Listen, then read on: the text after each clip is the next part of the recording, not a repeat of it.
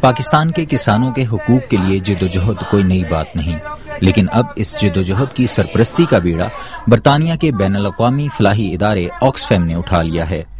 چھوٹی موومنٹس چل رہی ہیں جو کہ شاید ایک ساتھ جڑ جائیں تو جو ہے جتنا ڈفرینس وہ ابھی کر پا رہی ہیں اس سے کہیں زیادہ وہ ڈفرینس کر پائیں گی۔ تو یہ کیمپین جو ہے بیسکلی ایک امبریلا کیمپین ہوگی۔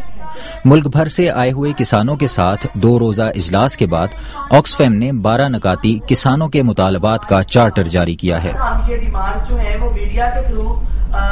یہ چارٹر ملک میں 4 سالہ مہم کے اجراء کا حصہ ہے جسے دھرتی کا نام دیا گیا ہے، اور اس کا نعرہ ہے اناج، انصاف، خوشحالی۔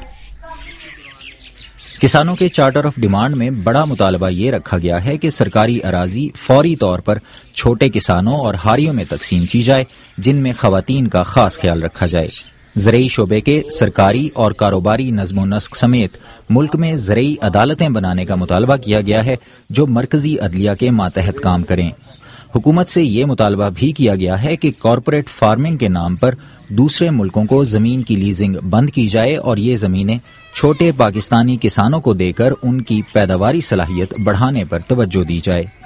کیا یہ مطالبات پاکستان کے اس جاگیردار طبقے کو قبول ہوں گے جو دہائیوں سے فیصلہ سازی کے ایوانوں کا حصہ ہے؟ ایک ٹرولی ڈیموکریٹک سسٹم ہے، ادھر تو چاہے آپ کا فیوڈل بھی ہے لیکن if he is a parliamentarian تو he needs to listen to his people, ان لوگوں کی ڈیمانڈ تو سننی پڑتی ہے، تو یہ بہت زیادہ اہم ہے۔ ادارے نے حال ہی میں اپنی ایک بین الاقوامی رپورٹ میں خبردار کیا تھا کہ اگر خوراک کے نظام کی اصلاحات نہ کی گئیں تو 2 دہائیوں میں اشیاء خورد و نوش کی قیمتیں دگنی ہو جائیں گی۔ اس خطرے کو ٹالنے کے لیے جون میں آکسفیم 45 ملکوں میں کاوش کا آغاز کر رہی ہے اور پاکستانی مہم بھی اسی کاوش کا حصہ ہے۔ پاکستان میں بے زمین ہاریوں کو اراضی دینے کا بین الاقوامی خوراک کے نظام سے کیا تعلق ہے؟ جو ہمارے پاس انٹرنیشنلی پریکٹسز موجود ہیں کہ جن ممالک میں لینڈ ڈسٹریبیوشن بہت چھوٹے رقبوں میں ہے، ان ممالک میں لینڈ پروڈکشن بھی زیادہ بہتر آئی اور لینڈ زیادہ سسٹینیبل ہے۔ میں ییلڈ کی بات کر رہا ہوں، پر ایئر جو ییلڈ ہے وہ زیادہ بڑھے گی۔ دھرتی مہم میں ایک پالیسی پیپر بھی شامل کیا گیا ہے۔ میری زمین میرا حق کے عنوان سے اس پیپر میں حکومت پر زور دیا گیا ہے کہ وہ زرعی زمینوں کے مالکانہ حقوق کے نظام کی اصلاحات کرے، سیلاب زدہ علاقوں کے متاثرہ کاشتکاروں کو متبادل اراضی دی جائے اور خصوصاً کاشتکار خواتین کے مساوی مالکانہ حقوق پر توجہ دی جائے، کیونکہ فی الوقت محض 3% خواتین زرعی اراضی کی مالک ہیں۔